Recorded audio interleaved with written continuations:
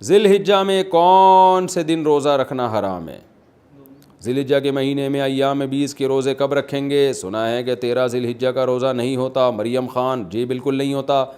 10، 11، 12 اور 13 یہ 4 روزے ذی الحجہ میں حرام ہیں۔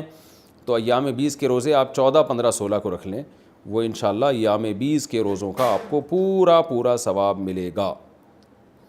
بچے کو 2 سال سے زائد دودھ پلانے کا گناہ ہوگا؟ اگر کوئی خاتون بچے کو 2 سال کے بعد تک، مطلب بچہ 3 سال کا ہو گیا اور وہ دودھ پلا رہی ہوں، تو کیا وہ گناہ گار ہوں گی؟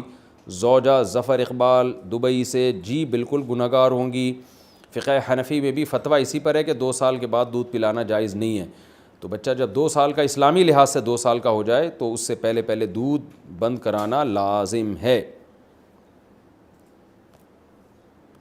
بقرعید کی رات عبادت کی فضیلت کیا 9 ذی الحجہ یا شب بقرعید، یعنی دونوں عیدین جو ہے ان کی عبادت کی فضیلت ثابت ہے؟ تنویر خان: جو عید الفطر یا عید الاضحیٰ کی رات کی عبادت کی فضیلت ہے، یہ کسی بھی صحیح حدیث سے ثابت نہیں ہے۔ اس بارے میں روایات ضعیف بھی ہیں اور حد درجے کی کمزور روایات ہیں، اور قیاس کے بھی خلاف ہیں۔ قیاس کا مطلب جو دوسری دیگر احادیث سے جو مضمون مترشح ہو رہا ہے اس کے بھی خلاف ہے۔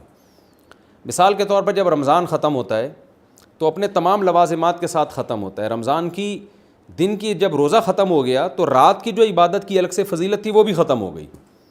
اور اسلام میں تو دن جو ہے، رات جو ہے وہ دن کے تابع ہوتی ہے، تو اس کا بھی تقاضا یہ ہے کہ عید کی جو رات ہے وہ دن کے تابع ہو۔ تو عید کا دن جب عبادت کا دن نہیں ہے، کوئی عبادت کرے تو اچھی بات ہے، وہ تو کبھی بھی کر سکتا ہے، لیکن وہ الگ سے کوئی فضیلت نہیں ہے، تو ایسے ہی رات کی بھی فضیلت نہیں ہوگی۔ اور ویسے بھی جب عید کی رات کو آپ عبادت کثرت سے کریں گے تو پھر عید کا دن جو صبح قربانی کرنی ہے اور جو ایک سیلیبریٹ کرنا ہے اس دن کو، جو منانا ہے، وہ بھی آپ کے لیے مشکل ہوگا۔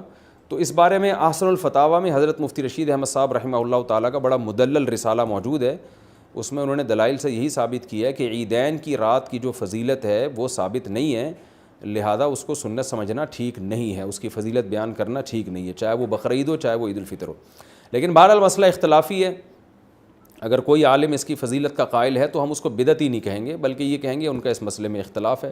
تو جو ہماری رائے تھی وہ ہم نے آپ کے سامنے پیش کر دی، اگر کسی کی رائے اس کے خلاف ہو تو بھی ٹھیک ہے، وہ کوئی عام آدمی کو اس کی رائے سمجھ میں آتی ہے، ان کی رائے پر عمل کر لے، لیکن علماء کے خلاف زبان درازی کرنا اختلافی مسائل میں کہ ابے ان کو تو کچھ پتہ ہی نہیں ہے، ابے ان کو کیا پتہ حدیث کا، ابے یہ بدعتی ہیں، ابے یہ مفتی طارق مسعود جو ہے نا یہ ایک نئے مسئلے لا رہا ہے، تو یہ یا کسی اور بڑے عالم پر آپ اعتراض شروع کر دیں، ہم تو چھوٹے آدمی ہیں، تو یہ طریقہ ٹھیک نہیں ہے۔ اختلاف کو اختلاف کی حد تک ہی رکھنا چاہیے۔ تو ہماری رائے یہی ہے کہ عیدین کی جو رات کی عبادت ہے وہ کسی مستند روایت سے ثابت نہیں ہے۔ بعض لوگ کہتے ہیں جی فضائل میں ضعیف حدیثیں بھی چلتی ہیں، ٹھیک ہے چلتی ہیں، پہلے صحیح حدیث سے اصل تو صحیح حدیث سے ثابت ہو نا، ایک چیز کی اصل صحیح حدیث سے ثابت ہو، اس کی پھر اضافی فضیلت ضعیف حدیث سے ثابت کی جا سکتی ہے، یعنی اس میں بیان کی جا سکتی ہے، لیکن ایک چیز کی اصل ہی جب صحیح حدیث سے ثابت نہیں ہے تو اصل ثابت کرنے کے لیے آپ ضعیف حدیث کا سہارا نہیں لے سکتے۔